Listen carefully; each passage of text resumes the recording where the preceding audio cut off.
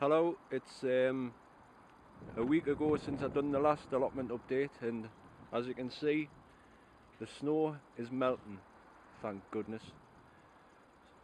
Be able to start concentrating on doing some gardening now. I've tidied up around this area. Ponds looking a bit clearer. And I've noticed that the rhubarb is starting to come up already. Just shows you that some plants just don't mind a bit of frost or a bit snow. That's the last of the snow there. And I've noticed as well my holly bush here, well, holly tree now, it's still got some berries on. So it's a bird watch weekend as well, so typical, I haven't seen any, but I've chopped down that mock orange tree as well, so hopefully that's going to grow back because it was just getting too big. This is just a pile of rubbish, which brings us on to a thing. Thank you for all the people who've been subscribing and leaving comments. It brings us this.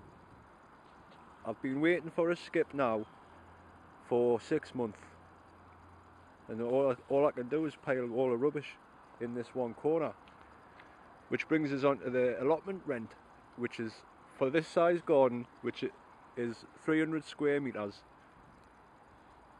I'm getting charged £150. Now other people have been commenting, saying that that's ridiculous, and I think it is, because like I say, 6 people I know already have had to pack in because they can't afford it. Now that's not fair, and like I say, we get nothing back off the council. The only thing we get is the rent reminder, and that's it. Like I say, this rubbish, it needs to be gone, but I can't do anything. We have been thinking about doing the allotment, the association sort of route, which might be a little bit better, but I'm not sure, because the council say that they're going to put the ground rent up next year, so until we find out actual figures, we're not going to do anything about it.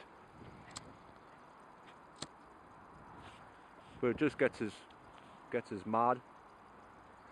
One bloke's had his garden for 60 years and he can't afford it, so he's going to have to pack it in. So now what's he going to do? Sit in the house? It's shocking. Anyway, back to the garden. Now that it's thawed out a bit, I managed to dig over this part before all the snow come, and I covered that as well, so it should be quite dry under there. Where the onions were, that's been dug over as well. Still quite a bit. The cabbages they've been under 2 foot of snow, but I think they've had it now. This bit's been dug over. Now in here I've got some strawberry plants. They've been in there over the winter. I'm going to put them in the strawberry bed, which is down here, which has also been dug over.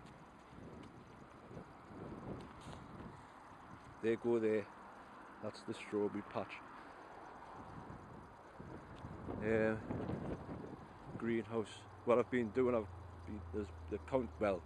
someone's been dumping a load of wood chips. Not the council, mind you. It's the bloke next door here. He works for the tree chopping people, so that's where we get it all from.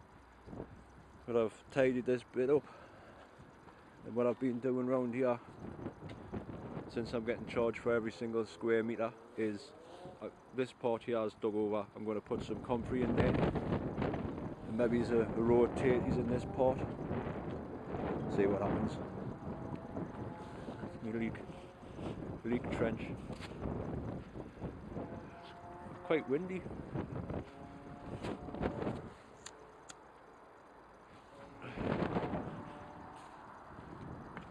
Sorry. Like I say, all this bit needs to be dug over yet. But in the being, there's my cold frame.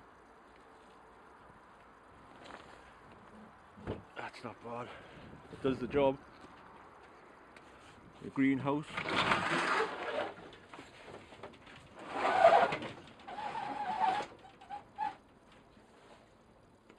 The chrysanthemums. I've given them the first watering of the year today because they're coming away. I've labelled them all this year so I know what they are. They're John Hughes, they're yellow. Yellow ones are nice. Dark yellow. This Francesco, and they're Stockton. All these are off my allotment neighbour who died 2 years ago now. He was the Northeast champion chrysanthemum grower since about 1978, I would say. So these are all good stock. So if I hadn't have took them, they would have just got chucked in the skip. You know what I mean? So I'm glad I've kept them going. Like, there's some more down there. Now I was talking to, well, I commented on Sean's allotment video about putting a church candle in. That's all I do. Get a couple of bricks or something, just cover it up, just to get the height, and then cover this over, because this pot, that heats up. It's quite hot there, it's been on for a couple of hours, but all of this pot heats up and stays warm during the night. That's what gives you the heat. The actual candle doesn't really give off much heat, you know, but that's the way to do it. The temperature in their greenhouse, I know it's a little, well, the sun's out, but it's not making any difference really. It's 10 degrees with that on, so it's not bad. It does work, so give it another try, because I've had umpteen paraffin heaters, and honestly they're not as reliable as them.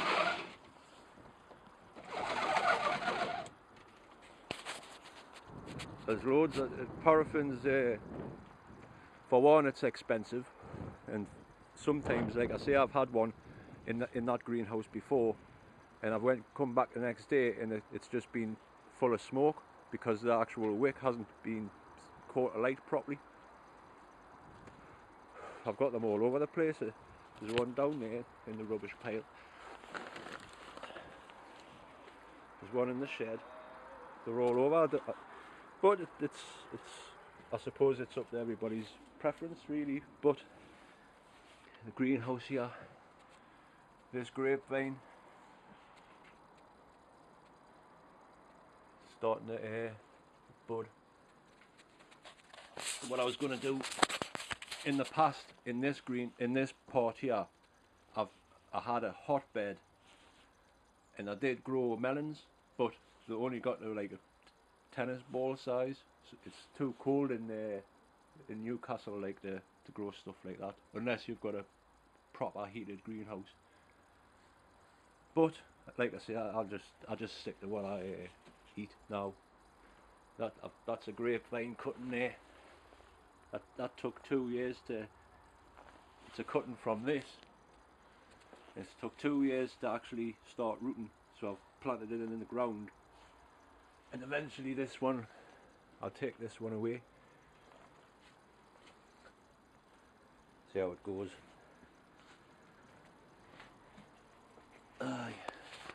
It's still cold, right? But it's good to actually see the garden instead of the snow. So in the shed, like I say, that there's a paraffin heater there. Had that. It's just been, I've used it and it doesn't work. You'll find out if you keep using it. I'll just turn that radio off. Been having a couple of cuppers a day. I've been sorting out my seeds. This is what I usually grow every year. The usual peas, the Hurst green shaft, good croppers like them. The dwarf French beans, they always seem to do alright. tender crop them. Climbing beans. First time I'd grew them was last year and they'd done okay, so I'd grow them again. Blue Lake. Same with the beetroot, this cylindrica. I'd never tried that before, but it worked, so they were quite nice as well. Runner beans, the cauliflowers. In fact, I don't think I'll quite hard to grow these. Like, you've got to be on top of them every day. I'm not sure if I'll plant them this year, but the turnips, the snowballs, and these carrots are the popcorn carrots. Quite easy to grow, and they're quite quick croppers like. Rocket, the greyhound cabbage. Now, I like these greyhound cabbage because they're nice white cabbages, and they make lovely coleslaw and stuff. So I'd recommend growing them, the greyhound ones. Radish, everybody grows them. Broccoli, autumn green calabrese, and the other cabbages are the primos. They're the winter ones. Carrots, lettuce, parsley, and the sweet corn I grow is Incredible F1. I always seem to get a good crop off them. And leeks. And I like to grow a few sunflowers so the birds have got something to eat during the winter. Well, like I say, thanks again for all the subscribers and the comments. I must be doing something right, haha. That's it, allotment update for today, and I'll see you the next time. Bye now.